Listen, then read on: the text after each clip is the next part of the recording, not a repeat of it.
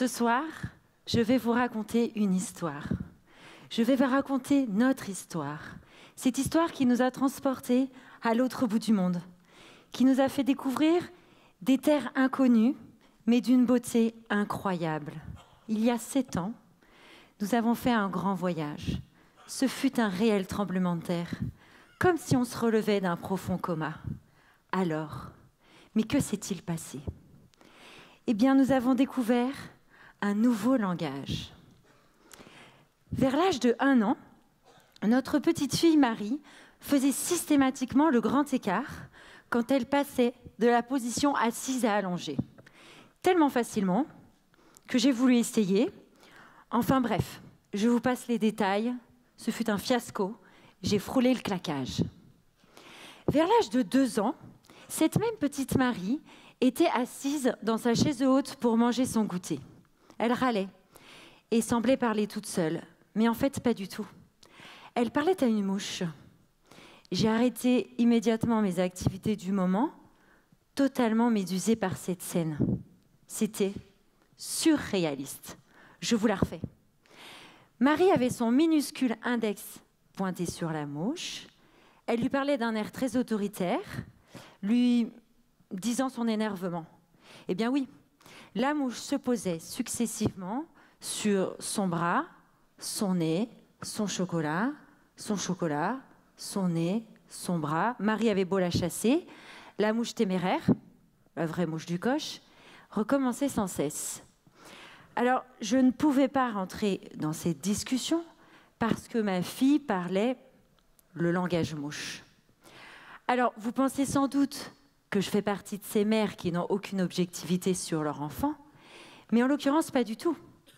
Parce que cette fameuse mouche, après quelques envolées en zigzag, pour crâner bien sûr, a fini par quitter la pièce. Marie, imperturbable, a repris son goûter. Et moi, eh bien, j'avais la bouche tellement ouverte que j'ai failli la gober. Cette mouche.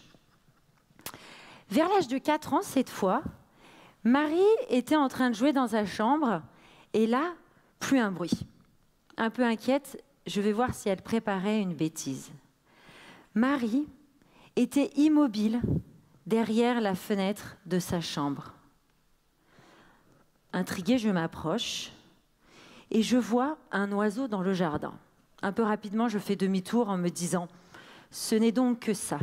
Mais avant de repasser la porte, je me ravise, je refais demi-tour et je décide de me mettre au même niveau que Marie. Je décide de regarder avec les yeux de Marie. Allongée, à plat ventre, au sol, je décide de redécouvrir la magie d'un oiseau qui se lave. Tous ces petits gestes précis pour faire sa toilette. La façon de se mouiller la tête, les pattes encore sur le bord. Ces vifs picotements de bec pour raviver ses plumes et les remettre en place. Et puis, sa façon tout d'un coup de se jeter tout entier dans la flaque en s'agitant comme un petit fou. Quand je regarde avec les yeux de Marie, je ressens ces gouttes d'eau qui mouillent mes plumes.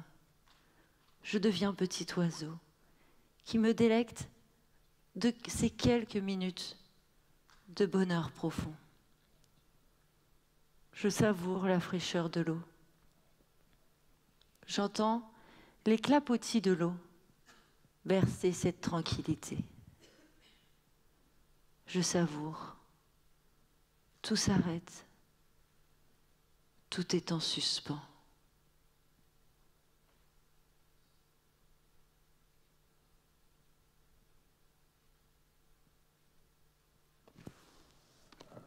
Non, je deviens bête. Mais non, bien au contraire. Je me reconnecte, je réapprends, je renais. Merci, Marie. Alors, plus je regardais vivre ma fille, plus je faisais le constat que j'étais bien limitée par rapport à elle.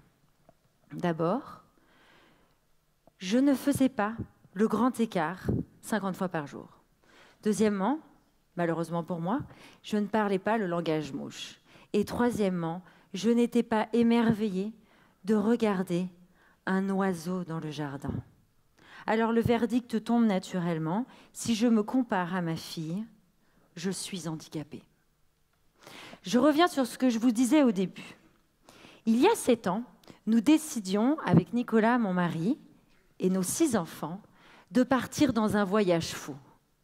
Certains nous dissuadaient, nous assurant des lendemains douloureux, mais sûrs de nos aspirations, nous partions sur ces chemins inconnus, décidés à quitter notre confort, à sortir de nos terres. Non pas par volontarisme, mais par amour. Oui, il y a 7 ans, nous décidions par amour d'adopter cette petite Marie dont je viens de vous parler. Marie est porteuse d'une trisomie 21. Et c'est même drôle. La vie est pleine d'humour, car aux yeux de beaucoup, cette grande aventure familiale était perçue comme la fin de notre couple, de notre tranquillité, de notre famille. Eh bien, loin de mourir à petit feu, on s'est rendu compte petit à petit qu'on était en train de vivre mieux. Alors, ce chromosome en plus de Marie, chance ou malchance? Eh bien, tout dépend de la façon dont on voit les choses. Tout dépend de la façon dont on se positionne. En général, c'est toujours un plus d'avoir quelque chose en plus des autres, surtout dans notre société, où on court toujours après le plus, du plus, du plus, du plus, pour avoir plus. Et puis, vous m'en remettrez un petit peu plus au passage. Certains parlent de chromosomes en plus et d'autres de chromosomes en trop. Problème de langage, encore une fois. Eh bien, tout dépend du référentiel dans lequel on se situe. Alors moi, ce soir, je vous invite à rentrer dans notre nouvelle lecture de la différence. Je vous invite à déchiffrer les messages au-delà des apparences et à comprendre que le chromosome surnuméraire de Marie est comme un accent circonflexe sur son génome. Parce que dans la langue française, l'accent circonflexe laisse perplexe. Mais il rend le mot plus important. Il le rend même plus beau, coiffé de son chapeau.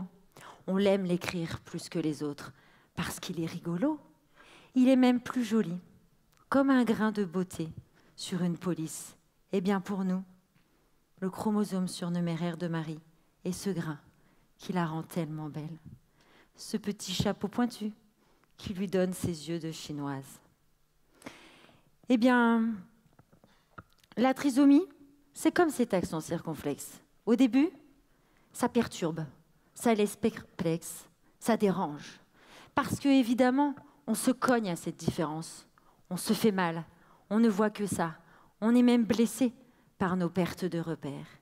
Et puis, petit à petit, on écoute, on regarde, on apprend,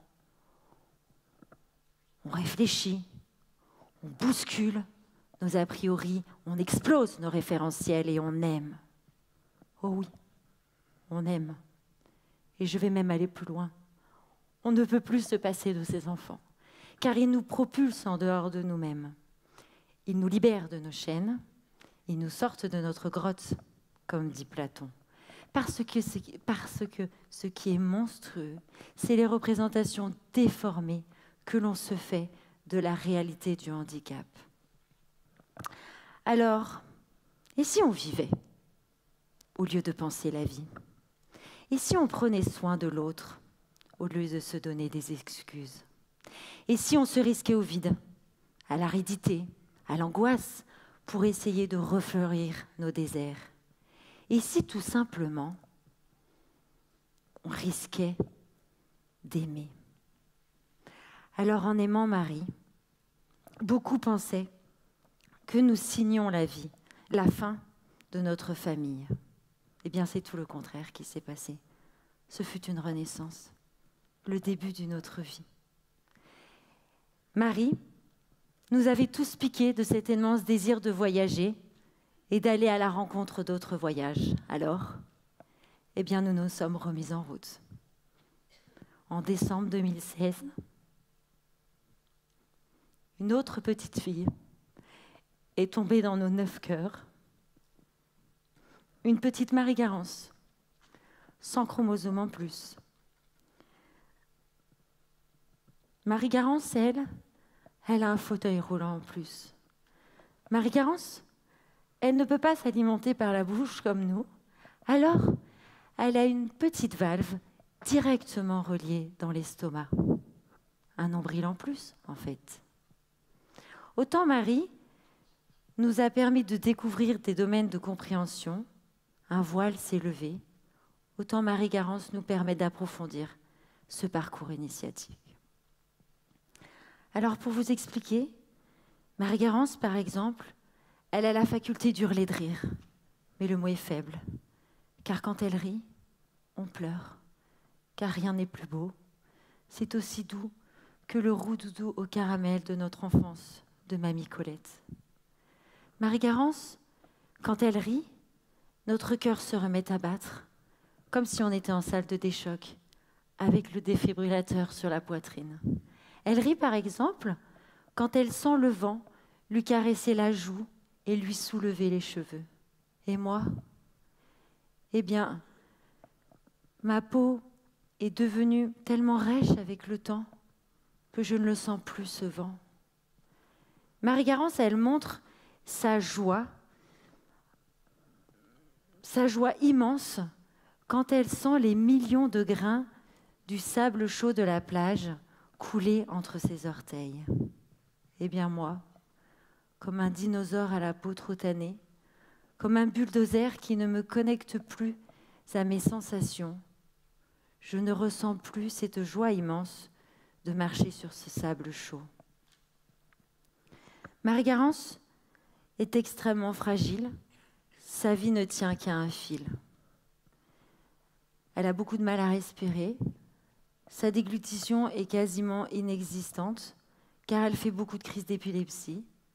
Son petit cerveau ne permet pas de maîtriser toutes ses fonctions vitales.